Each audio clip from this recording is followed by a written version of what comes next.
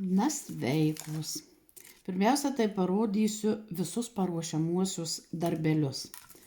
Aš dabar atradau labai gerą būdą, kaip šituos šiaudelius padaryti, kad jie būtų elastingi ir nelūžtų.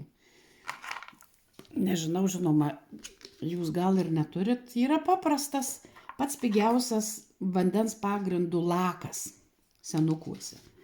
Ta laką aš atsiskiedžiau per pusę su vandeniu. Nu ir paskui tiesiog pasidedu ant kažkokio tai pagrindo ir teptuku visą sudreikinu, labai sudreikinu. Tiesiog turi būti šlapia, jis prisigeria to mano tirpalo pagaminto. Tas šiaudelis ir jis viduj, ta drėgmė lieka, o iš viršaus, tai jis dabar nelabai žiūvis, o iš viršaus, užsideda tokia plėvelį elastinga. Žinoma, jeigu laikysit nesuvyniotą, reikia į polietileną susivyniot, taip irgi gali perdžiūti. Bet nereikia taip drėkinti ir jis elastingesnis. Tai čia vienas. Nebūtina, žinoma, jūs galite tik tai vandeniu drėkinti.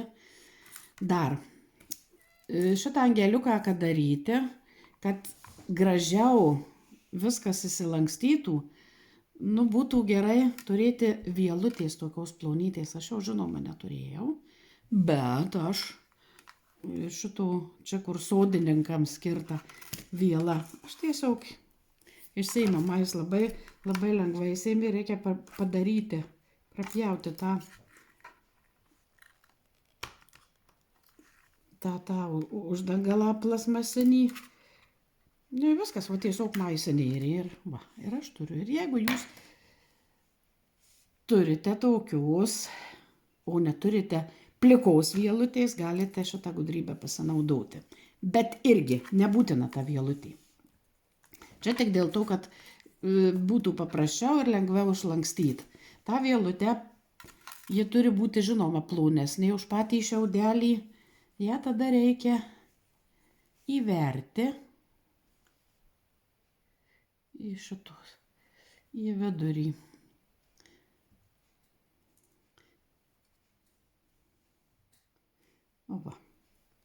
Ir viskas. Aš paskui ką norėsiu su ja, tą darysiu, ji manęs klausys.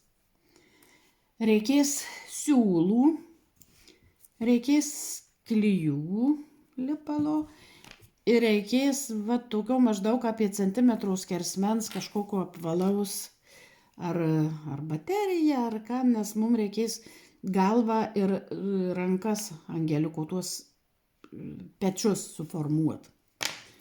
Tai kol kas pradžiai tiek.